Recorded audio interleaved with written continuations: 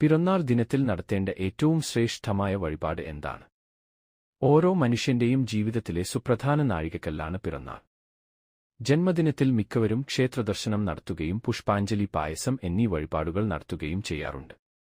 എന്നാൽ പിറന്നാൾ ദിനത്തിൽ നടത്തേണ്ട ഏറ്റവും ഉത്തമമായ വഴിപാടാണ് ധാര. ശിവലിംഗത്തിന് മാത്രമേ ധാര പതിവുള്ളൂ.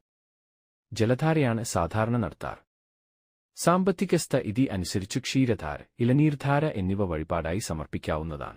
മഹാദേവന് സമർപ്പിക്കുന്ന ധാരയിൽ നക്ഷത്രജാതന്റെ പേരിലും നാളിലും മൃത്യുഞ്ജയ അർച്ചനയുണ്ട്. ധാരയുടെ പ്രസാദമായി ലഭിക്കുന്ന പായസം പിറന്നാൾ ദിനത്തിൽ കഴിക്കുന്നത് ഉത്തമമാണ്. രോഗപരിഹാരത്തിനുള്ള വഴിപാടാണ് ധാര. അത് പിറന്നാൾ ദിനത്തിൽ ഭഗവാന് സമർപ്പിക്കുന്നത് ആയുരാരോഗ്യവർദ്ധനയ്ക്ക് ഉത്തമമത്രേ. ധാരയുടെ പ്രസാദം ഒരു തുള്ളി പോലും പാഴാക്കരുത്. ഭഗവാന് നേദിച്ചതു മറ്റുള്ളവർക്ക് പങ്കിടുന്നതിൽ തെറ്റില്ല. വഴിപാട് നടക്കുന്ന സമയമത്രയും പഞ്ചാക്ഷരി മന്ത്രം ജപിച്ചുകൊണ്ടു ക്ഷേത്രത്തിൽ തുടരുന്നൽ അത്യുത്തമമാണ്.